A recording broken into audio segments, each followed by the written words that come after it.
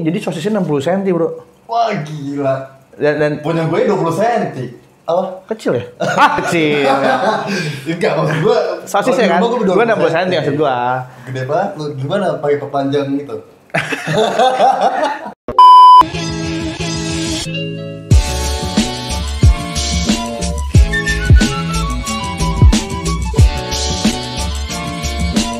Bang, gue mau lanjut nih bang ya, kayak misalkan lo kan udah IO dan WO Ya. Otomatis kayak lo ngerasa bosen gak sih? Ini udah dunia gue pengen keluar dari zona nyaman gitu. Pernah. Lo pengen ekspansi bisnis ke apa gitu? Pernah banget. Apa tuh? Gua IO/WO udah belasan tahun berarti ya. Iya. Kurang lebih, dan gue ngerasa kayak ketemu klien itu jenuh banget segala macam. Lepas dari gue, bukannya gue tidak bersyukur ya dalam keadaan, karena bagaimanapun gue jelasin lagi, gue bisa ini itu, bisa beli ini itu, bisa kemana-mana itu karena WO dan IO. Dan akhirnya sampai gue punya duit dan gue buka usaha F&B. F&B itu gue dulu namanya, kalau yang awal banget kan dulu kan ayam bakar sableng tuh. Nah ya abis itu yang udah mulai modernnya itu gue buka namanya Nikmatin Sosis Aku Yuk. Gue jadi ambigu. Itu bukan di mana ya? Di Galaxy. Nikmatin Sosis Aku.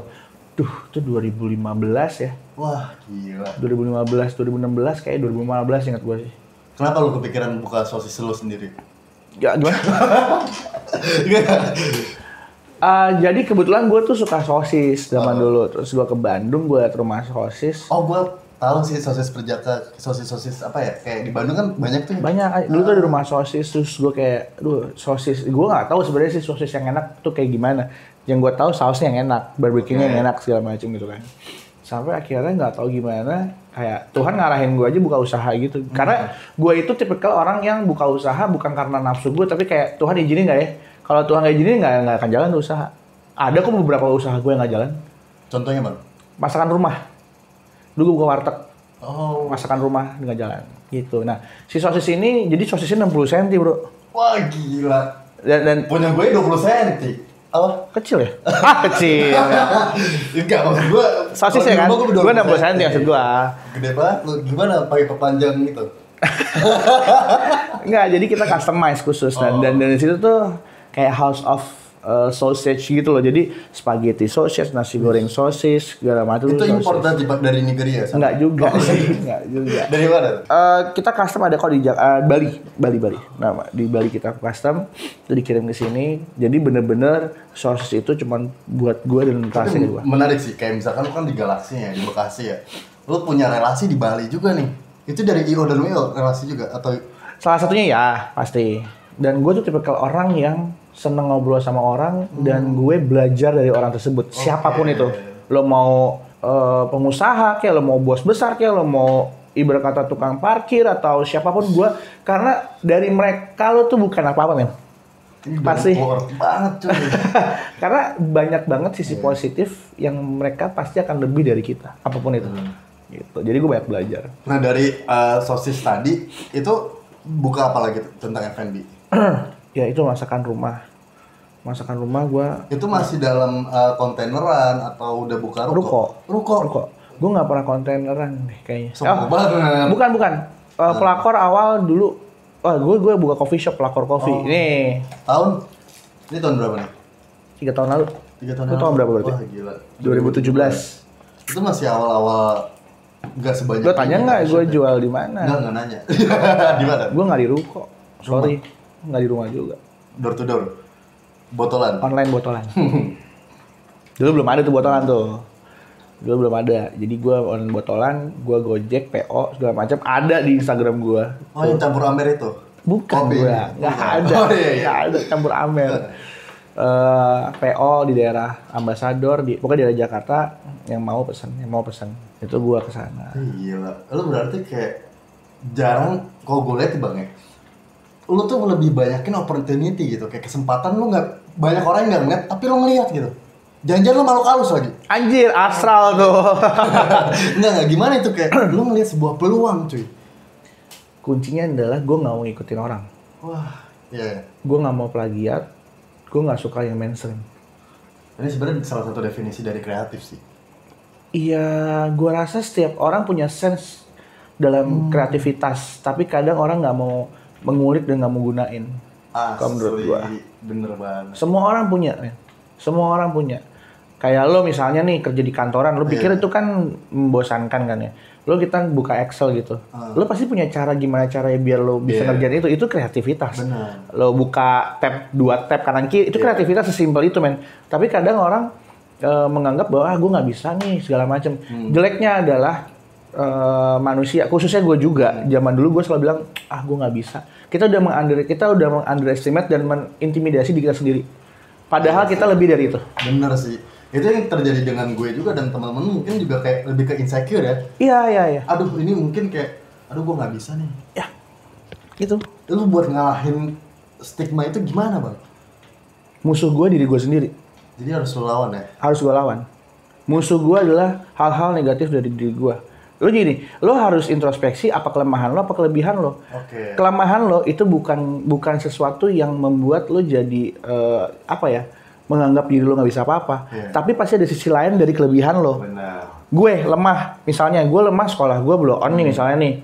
Gue diintimidasi dulu, sekolah gue bego, gue tawuran terus, kasar segala macem. Tapi pasti ada sisi lebih dong. Benar. Kelebihan gue apa nih? Kalau ini pasti, karena Tuhan itu kan adil. Pasti ada kelemahan, pasti ada kelebihan juga, gitu kan. Ternyata kelebihan gue adalah apa? Berkomunikasi dengan orang.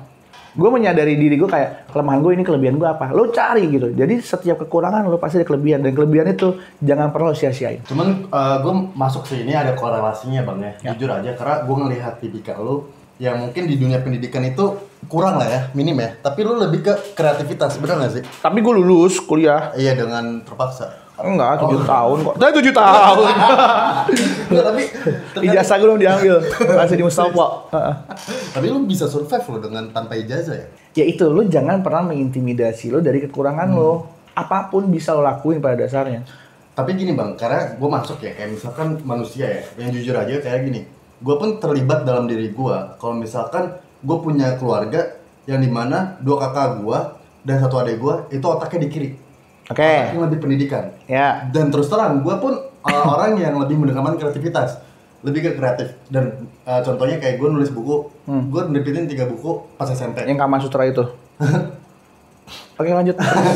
Terus gue ngebuat skandal bokep, enggak deh, sorry. Gimik. Terus gue lebih ke kayak catur, gue jadi atlet. Oh, catur. Itu medali gue. Itu olahraga yang bener-bener parah kan? Nggak gue harapkan sih. Nggak bisa gue anjir. Nggak, karena gini, gue mau memandang sebenarnya gue nggak pernah disupport gitu. Tapi gue bisa membuktikan diri gue. Nah, gue bener banget dengan pendapat lu yang ambil sisi yang dimana lu bisa kuasain. Oh iya dong. Kalau misalkan gue memaksimalkan pendidikan, nggak bakal jadi gue. Karena gini, buat gue, Tuhan menciptakan kita ke dunia, Dia mengasih kita suatu hak. Hak itu tuh banyak, hak dalam bahagia, hak sukses lu berhak, men. Emang lu pengen jadi orang yang nggak bisa berpendidikan? Enggak kan? Enggak.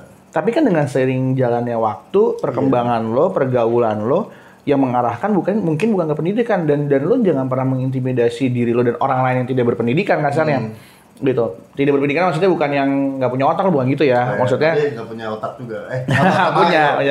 Nah, jadi maksud gue kayak lo bego dalam pelajaran bukan berarti lo bego dalam musik, olahraga, atau lo bisa membuat sesuatu yang hal orang nggak sangka-sangka gitu. Zaman dulu main musik itu, zaman bokap gue tuh dihina-hina, men. Yeah. Zaman sekarang teman-teman gue musisi beli Jordan aja seminggu bisa 2-3 kali, Bor. Bener. Jadi jangan mengotak-kotakan sih menurut gue. Kita kadang lupa kalau kita tuh terbatas, kan. Benar. Jadi akhirnya kita merasa kita tuh wah dan kita berhak untuk mengotak-kotakan, enggak sih. Tapi segitigaan. Segelima. Gitu. Tapi itu sih salah satu perbicaraan aja ya, karena itu juga pasti relate banget sama anak-anak muda, terutama dengan kondisi orang tua lo yang pengen sesuai jadi orang tua lo. Iya nggak sih, kadang banyak banget ya. Nggak salah sih, maksudnya gue karena gini, didikan orang tua kita juga mungkin seperti itu, bro. Iya nggak sih, kita nggak bisa menyalahkan. Tapi kita orang tua tuh butuh bukti sih. Benar. Sebenarnya pembuktian. Yang masalah kuliah yang penting lo selesai dulu dah. Selesainya gimana? Ya Tergantung lo selanjutnya mau jadi apa. Kayak gue sama anak gue udah punya 2 anak kebetulan. Gue selalu bilang dari kecil gue nanya, kamu mau jadi apa? Dari sperma tuh lu nanya spermanya gitu? Enggak dong, kan banyak. Oh iya. Maksudnya sperma gue kebuang banyak. Salah. Maksud gue selalu nanya dan gue tidak, Dad, aku stres nih sekolah yang ini. Tadinya kan dia Maria Francisca, sekolah Katolik. Kenapa stres? Aku capek banget, setiap hari ulangan segala macem. Dan menurut gue sekolah harusnya fun, SD gitu. Pulang dia lesu segala macem. Berarti dia ada pressure deh dalam kehidupannya. Dan gue kasihan. Dibandingin sama adiknya, anak gue yang kedua, dia sekolah di negeri. Karena waktu itu gue mau pindah ke Bali rencananya, jadi gue masukin negeri kan. Sementara karena kelas 2-nya mau pindah ke Bali, dia nanggung itulah gitu kan. Pasti. Anak gue yang kecil tuh fun gitu kan. Akhirnya gue pindahin dong anak gue dari yang Maria Francisca ke negeri. Dan dia sekarang fun, dan dia yang tadinya sering remet di Maria Francisca jadi nilainya bagus. Ya, ini salah satu sugar daddy yang terbaik sih. Sugar daddy. Nggak, teman, maksud gue, lu tuh bisa mengkoordinasikan gitu, anak lu sesuai emosionalnya gitu bang. Maksudnya dari dia nggak suka dipaksa terus kayak nggak have fun, lu bisa ngeliat sisi itu. Iya nggak sih? Karena gue belajar untuk gue menjadi orang lain bro, gitu. Misalkan nih, gue punya masalah sama lo nggak suka sama gue. Itu gue berusaha memutarbalikkan pikiran gue jadi lo. Kenapa nih? Gue salah di mana? Gue kayak gitu. Dan anak gue pun gue gitu. Gue belajar kayak gue jadi anak gue pengennya kayak apa sih? Pengennya apa sih? Gitu. Dan gue seasik gitu gue manggil anak gue kadang Bor. Bor, tolong nyalain air Bor toh. Padahal cewek tuh anaknya cewek. Bor. Karena anak gue juga gitu suka bercanda, dan manggil gue Bor gitu.